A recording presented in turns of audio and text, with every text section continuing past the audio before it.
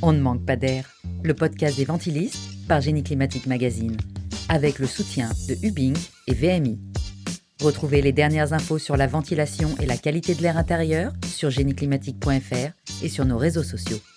Aujourd'hui, dans On manque pas d'air, Génie Climatique Magazine s'intéresse pour cette deuxième édition de Ventilation Day au marché de la ventilation. Le confinement a-t-il fait bouger les lignes de la qualité de l'air intérieur ? Comment industriels et gouvernements s'accordent pour répondre aux attentes des Français ? Et pour en parler avec nous, à notre côté, Claire Pittola, députée des Bouches-du-Rhône. Bonjour. Bonjour. Vous présidez un groupe parlementaire autour de la qualité de l'air intérieur et extérieur. On aura l'occasion évidemment d'en reparler ensemble. Il y a aussi Michel Potard. Bonjour Michel. Bonjour. Co-gérante d'Anciennement Ventilaire Sec, qu'on nomme désormais VMI, pour faire écho à votre solution de ventilation mécanique par insufflation. Et puis Augustin Guittard. Bonjour Augustin. Bonjour à tous. Vous êtes responsable commercial chez AFPRO Filters, parce que la ventilation sans filtre, eh bien, ce n'est pas de la ventilation. Alors, question qui s'adresse à tous les trois.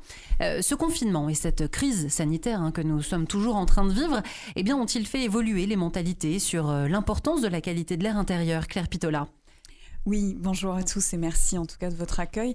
Oui, on a une implication des citoyens sur leur intérieur qui est augmentée avec ce confinement.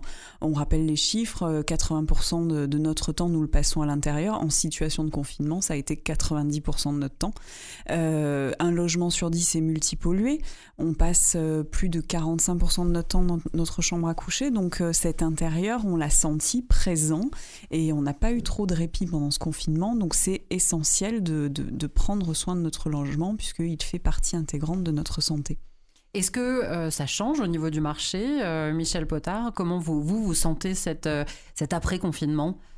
Je pourrais même parler de pendant le confinement, puisqu'on a vu effectivement la vente de nos filtres augmenter très considérablement. Et très rapidement, après le déconfinement, une appétence pour la qualité d'air par des systèmes de ventilation qui assuraient la filtration et la régulation en fonction des polluants. Donc plutôt favorablement pour le marché, grâce à cette prise de conscience de l'importance de la ventilation dans notre habitat. Et puis l'importance de l'habitat, puisqu'il devient prépondérant par rapport aux endroits de travail, aux outils de travail. Finalement, ce Covid, c'est que du positif presque pour les industriels de la ventilation ? Je trouve ça un petit peu dommage parce qu'il n'y avait pas du tout de prise de conscience de l'importance de la qualité d'air et que la qualité d'air dépend en très grande partie de la ventilation. Mais c'est vrai que l'handicap, c'est que la qualité d'air ne se voit pas. Il n'y a pas d'éléments qui nous permettent d'apprécier si un air est de bonne ou pas qualité. Ce qui est moyennement vrai. Je vais me reprendre un petit peu parce que maintenant, on a des moyens pour savoir. Oui, il y a des capteurs qui existent. Il y a des capteurs maintenant qui existent et qu'on peut intégrer et d'ailleurs qui permettent de réguler. Déjà, dans un premier temps, au grand public de savoir quelle est la qualité d'air qu'ils ont chez eux. Et puis après, au système en place, de pouvoir réguler en fonction des polluants présents. Et il y a aussi de la connectique, de façon à pouvoir permettre de remonter les informations sur la qualité d'air. Pour nous, par exemple, remonter des informations sur la qualité d'air, c'est pouvoir démontrer qu'on tient nos promesses.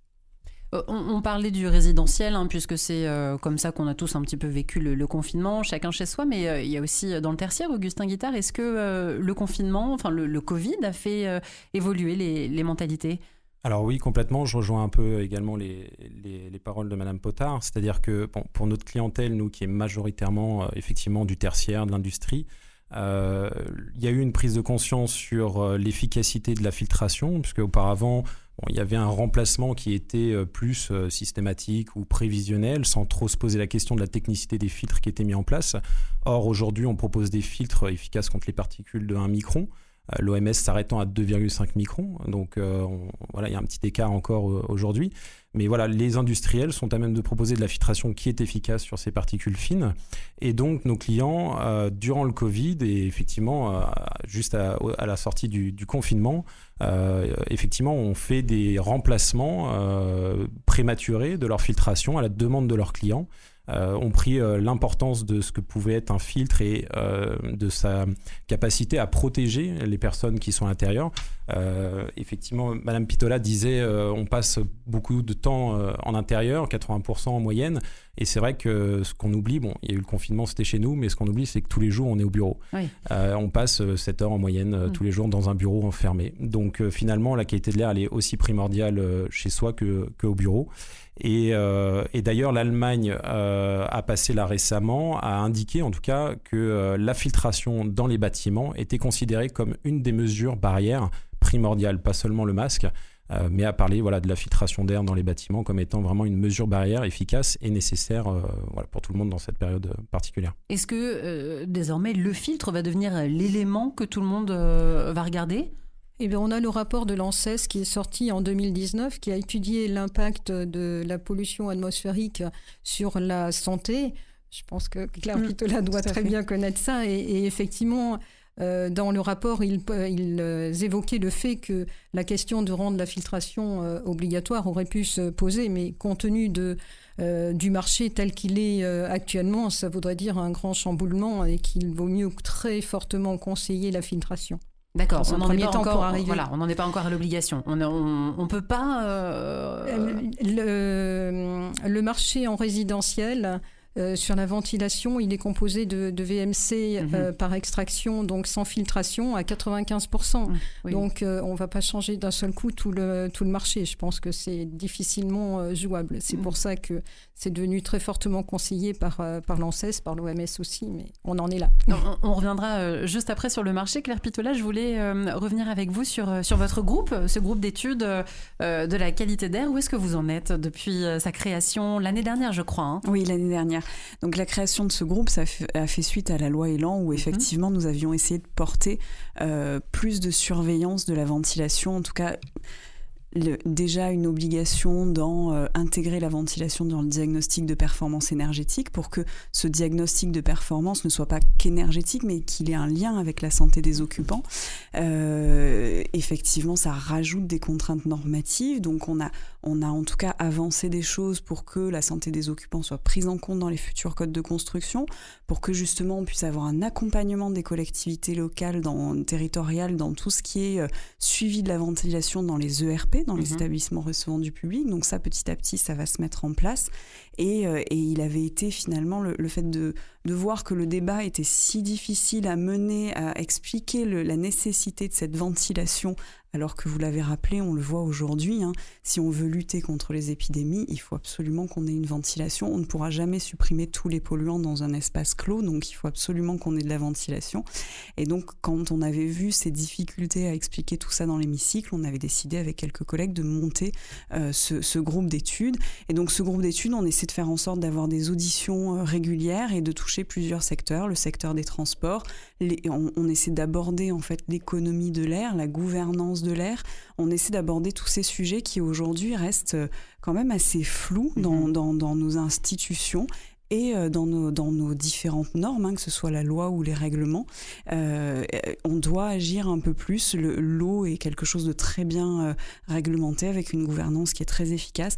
L'air qui est notre premier besoin, respirer c'est notre premier réflexe. On a encore du mal à faire passer un cadrage assez formel sur ces sujets-là. Vous pensez que c'est une étape prochaine de créer cette gouvernance de l'air ? Est-ce qu'on y arrive bientôt ? Mais j'aimerais, en tout cas, c'est de plus en plus proposé. On a réussi à faire passer. J'ai été très impliquée dans le PNSE 4, par exemple, le Plan national de santé environnement 4, en poussant en fait les sujets de l'air intérieur. Il a été accepté par les différents ministères que l'air intérieur soit un des sujets majeurs de ce PNSE 4. On attend que les conclusions soient davantage portées, mais on les entend en tout cas en audition. On a une commission d'enquête sur la santé environnementale en ce moment à l'Assemblée, donc on entend ces conclusions qui disent oui, il faut clarifier la gouvernance de l'air, il y a eu des inspections administratives. On fait beaucoup d'efforts pour que tout ça soit pris en compte. La démocratie fait que les pouvoirs sont équilibrés et que donc on n'est pas seul à décider. Bien sûr. Mais le chemin est encore un petit peu long, c'est ça. Tout à fait. En tout cas, on a besoin des industriels parce que plus il y a de l'innovation du côté des industriels, plus il y a cette volonté du côté des industriels et plus on pourra porter les choses sur le marché. Et on est bien dans une situation quand même où de plus en plus les citoyens prennent part à la chose publique, ont cette volonté de démocratie participative, et donc plus on leur donne les moyens d'être informés et de pousser sur le marché des nouveaux besoins, et plus ça émergera. Donc c'est important aussi que les industriels nous apportent de l'innovation qu'on puisse pousser. Vous en avez deux à notre table. Justement, Michel Potard, quand on voit que dans le résidentiel, on a soit une simple hygrobée à 70-80 €, soit une double flux à 7 000 €, comment les fabricants peuvent-ils bousculer le marché pour créer quelque chose qui soit entre deux, qui ne nuise pas non plus au budget des foyers français ? Donc nous, chez VMI, on propose un système de ventilation simple flux mécanique contrôlé, mais donc sur l'insufflation, ce qui permet, avec un système relativement simple, de pouvoir filtrer les rentrants pour éviter de rajouter la pollution extérieure à la pollution intérieure. C'est des polluants différents. Et comme je le disais tout à l'heure, de pouvoir réguler en fonction des polluants, puisqu'on peut avoir des capteurs maintenant abordables. Parce qu'effectivement, il y a l'histoire du coût des systèmes, où on passe de 80, 70 €, etc. Si vous rajoutez un capteur qui soit fiable, vous augmentez considérablement le budget. Nos systèmes, de toute façon, si on veut être très clair, sont entre les deux. Enfin, peut-être sur la partie basse, mais on n'est pas au prix de la simple flux par extraction. Mais on arrive à des résultats très intéressants, et on a pu le voir. Il y avait une grande bataille quand on est sur la ventilation, c'est qu'on est consommateur, comme la voiture. Elle peut être électrique, gasoil, etc. Il y a de toute façon une énergie qui est dedans. Et le problème de toutes ces dizaines d'années qui viennent de passer, c'est qu'on a voulu faire des économies d'énergie. Bon, très bien, ça c'est tout à fait louable, mais en oubliant la fonction initiale de la ventilation, qui est quand même de renouveler l'air. Et c'est là où je dis, il faut quand même un bout d'énergie. Après, on peut faire tout un tas de couplages avec des énergies renouvelables, et avant tout, de réguler en fonction des polluants. Quand il y avait des discours et des débats sur le taux de renouvellement d'air, moi je dis on peut avoir un taux de renouvellement d'air défini à la base, mais après tout ça doit être régulé en fonction des polluants et de la présence. Si vous n'êtes pas là, c'est pas la peine de ventiler avec un taux de renouvellement d'air important. Par contre, il faut le faire quand vous êtes là, que vous recevez du monde, ou qu'il y a des pollutions spécifiques parce que pour X raisons vous faites des travaux et tout.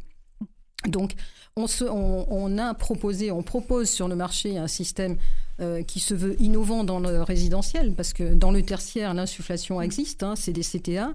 On a essayé de faire des petites CTA pour le résidentiel, mais on est confronté, donc nous on a travaillé surtout sur l'objectif de la qualité d'air et d'avoir le meilleur bilan énergétique possible.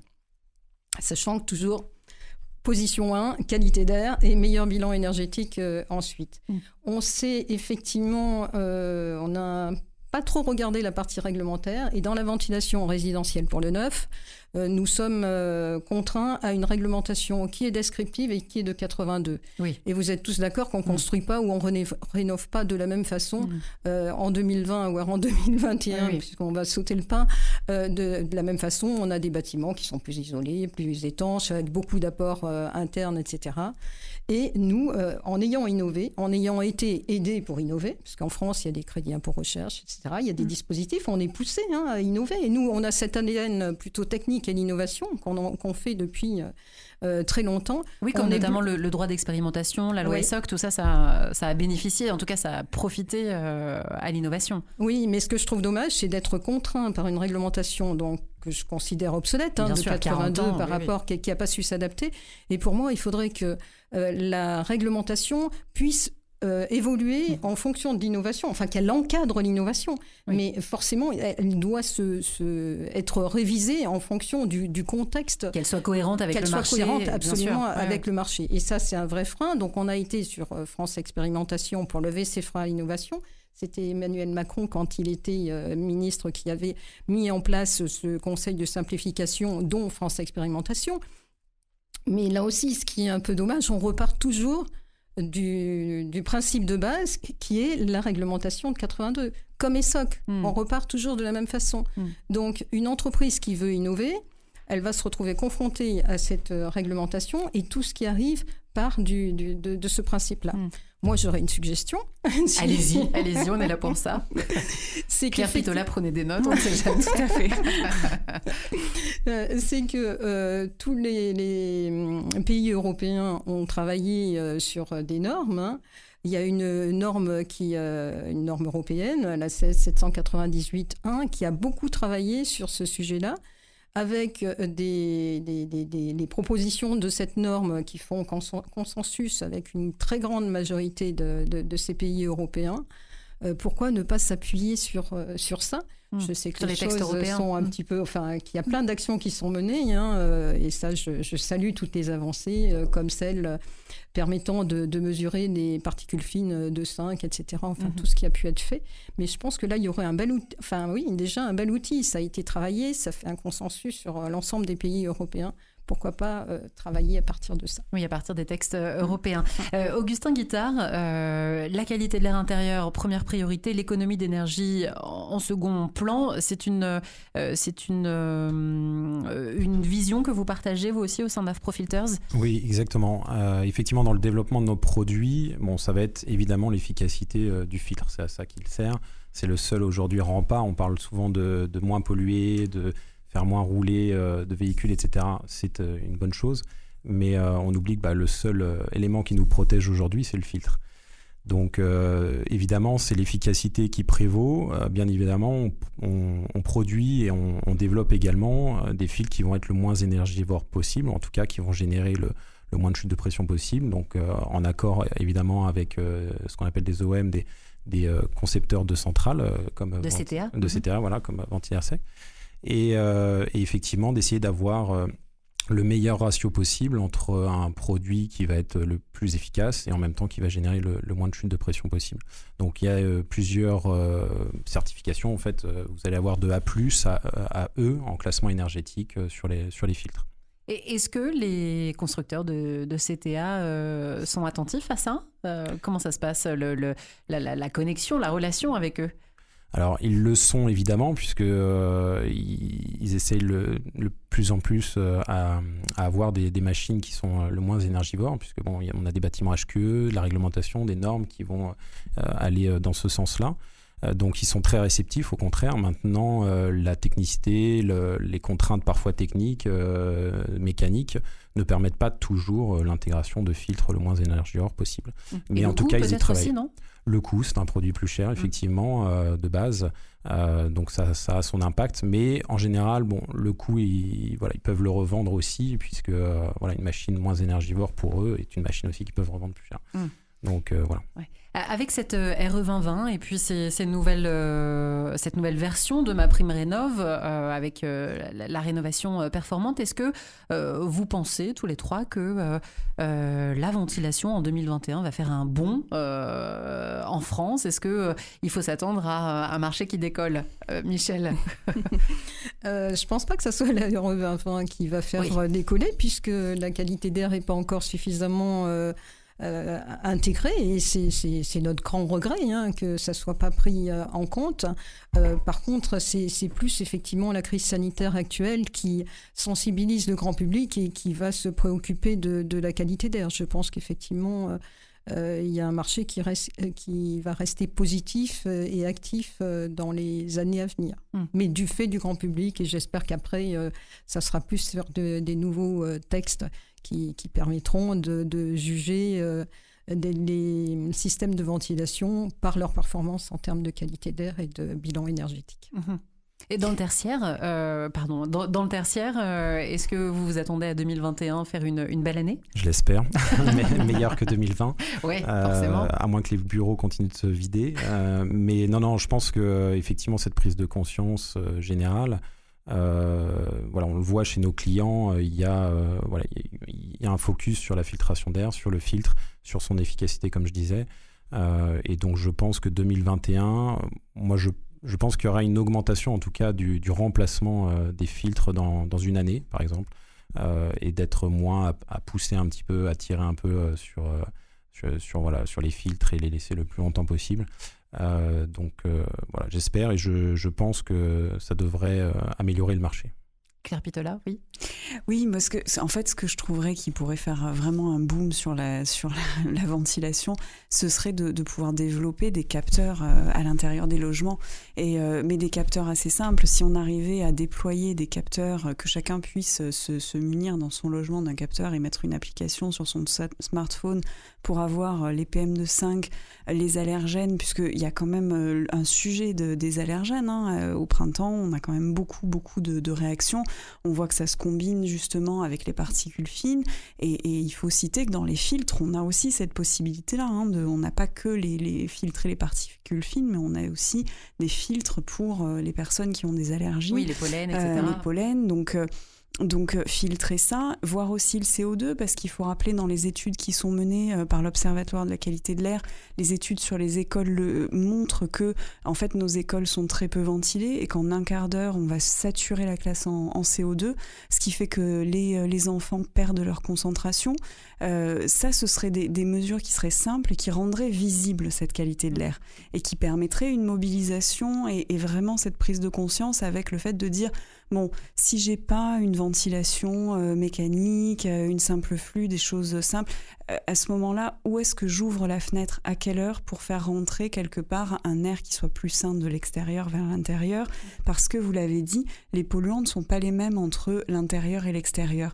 Et donc, il y a quand même un jeu de savoir comment je réduis mes polluants à l'intérieur, à quel moment j'aère mon logement en ouvrant les fenêtres simplement, à des moments où le trafic routier peut-être à l'extérieur est moins dense, à des moments où justement j'ai pas ces poussées de pollen qui arrivent, et ça, je pense que c'est la capacité de chacun de vivre dans son logement, de vivre dans son lieu de travail et d'adapter l'air intérieur en fonction de la situation du jour.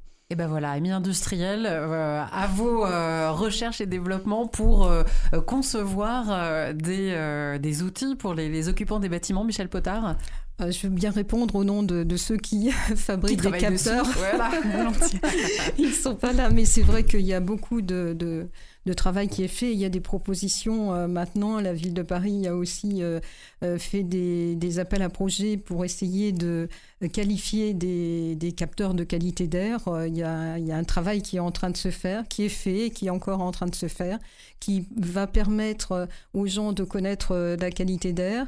Nous, on en intègre dans nos systèmes, et c'est vrai qu'on a pu équiper des crèches et des écoles et de pouvoir surveiller cette qualité d'air et de faire de la pédagogie, parce que ce qu'on pourrait dire quand on parle qualité d'air, c'est qu'il n'y a pas eu de pédagogie bien sûr sur la qualité d'air, la sensibilisation à la qualité d'air et à quoi elle est due entre les choix que l'on peut faire sur notre mobilier, nos produits d'entretien, sur la ventilation. Enfin, c'est tout un ensemble. Et ce qui serait bien, c'est qu'il y ait une plus grande sensibilisation sur la qualité d'air. Eh ben merci, ce sera le mot de la fin. Merci beaucoup à tous les trois. Vous pouvez bien évidemment écouter ce podcast et tous les autres de Génie Climatique Magazine sur notre site internet. Merci. Merci à vous. Merci. Vous venez d'écouter On ne manque pas d'air, le podcast des ventilistes par Génie Climatique Magazine, avec le soutien de Ubink et VMI. Retrouvez Génie Climatique Magazine sur LinkedIn, Twitter, Facebook et son site génieclimatique.fr.